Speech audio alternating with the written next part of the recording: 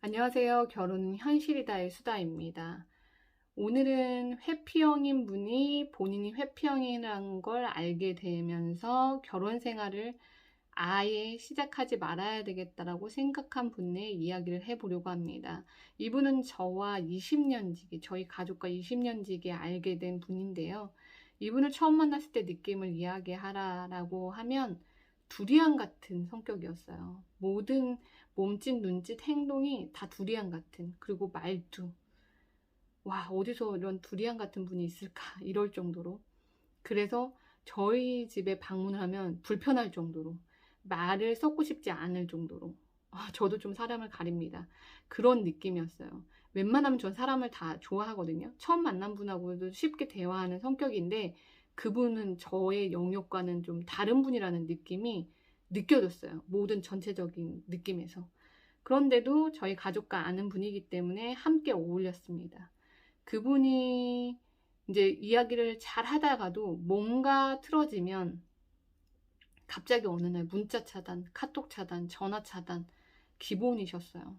그게 한 10년 반복이었던 것 같아요. 그리고 잘 지내다가도 몇 개월 동안 연락을 안 하고 지내거나 몇 년 동안 안 보고 지내거나 그런 생활의 반복이었어요. 그런데 저희는 가족이 모두 친한 사이였기 때문에 그분이 연락을 안 해도 기다려주고 오면 항상 반겨줬던 것 같아요. 정말로 보고 싶었다고 반겨주었던 것 같아요. 그러면서 이분이 10년째쯤인가 15년 차쯤에 좀 바뀌어요. 성격이. 제가 종교를 어필하는 게 아니라 이분이 하나님을 만나요.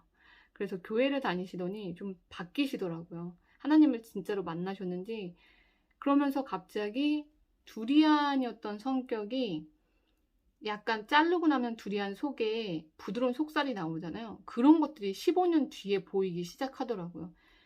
제가 말씀드리면 정확히 15년이 걸렸습니다. 그러면서 본인이 옛날에는 그냥 차단하고 전화를 그냥 안 받고 이랬던 부분들이었다면 15년 때쯤은 본인의 마음을 조금씩 표현하더라고요. 완전 표현하는 게 아니라 이러이러해서 속상해서 내가 전화를 못 받았어.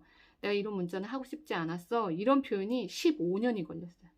15년이 걸리고 그런 차단하는 것도 관계를 끊는 것도 그런 게 좋아지기까지 15년이 걸렸고 그러면서 이제 진지한 대화가 할 수 있었던 시기가 된 거예요. 근데 여쭤봤더니 본인이 회피형이라는 걸 알게 된 거예요.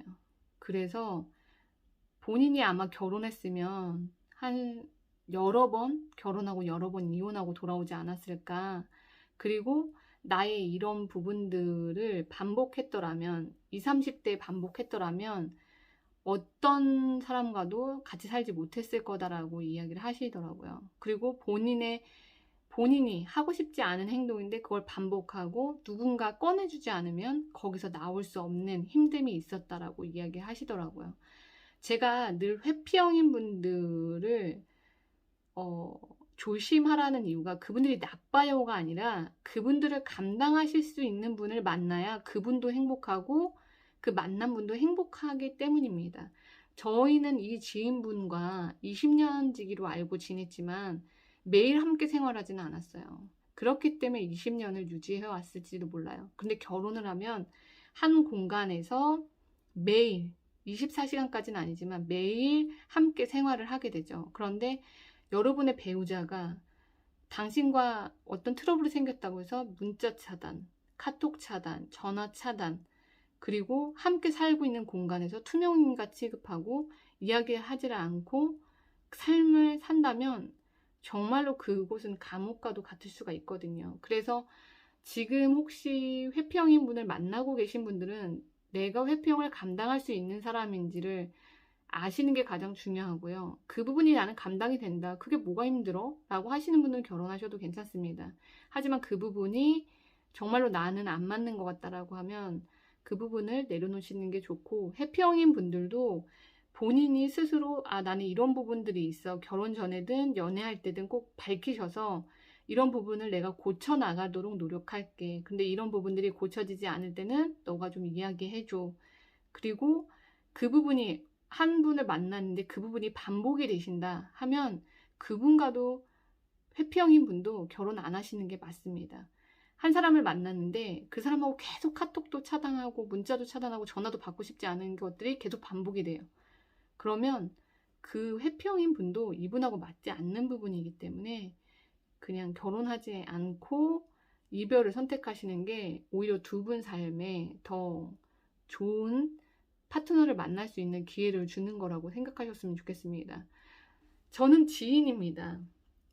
그리고 함께 살지 않습니다. 그런데도 제가 봤을 때 그분의 20년 동안 봐온 경우에는 정말로 쉽지 않다라는 걸 이야기하고 싶고, 이분이 건강해진 건 본인이 회피형이고 회피형인 부분에 이런 부분들이 힘들기 때문에 나는 결혼 삶이 나는 맞지 않는 것 같아 라고 결정한 부분이라는 겁니다. 모든 회피형이 결혼을 포기하시라는 게 아니라 본인을 알아가고 본인이 어떤 부분이 본인 스스로도 힘든 부분들이 있다는 것을 알고 그 부분은 나와 맞지 않는다라고 하는 것들을 자세히 들여다보고 본인의 삶에 맞는 방향대로 가는 게 건강하지 않을까라는 생각이 듭니다.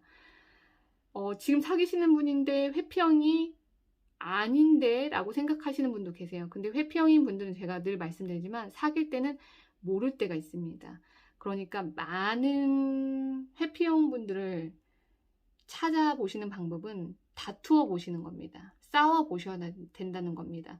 근데 그거를 만들어서 싸우시는 게 아니라 정말로 싸움이 났을 때 그 사람이 행동하는 부분들을 보시면 아, 이 사람이 회피형이구나 라는 걸 알 수가 있거든요. 근데 사귈 때 꼭 좋은 모습만 보이기 위해서 싸움을 안 하는 커플들이 회피형을 만날 수 있는 확률이 높아지고, 짧은 기간 연애하신 분들이 회피형인 분들을 만나실 확률이 높습니다. 그렇기 때문에 많이 싸워보세요.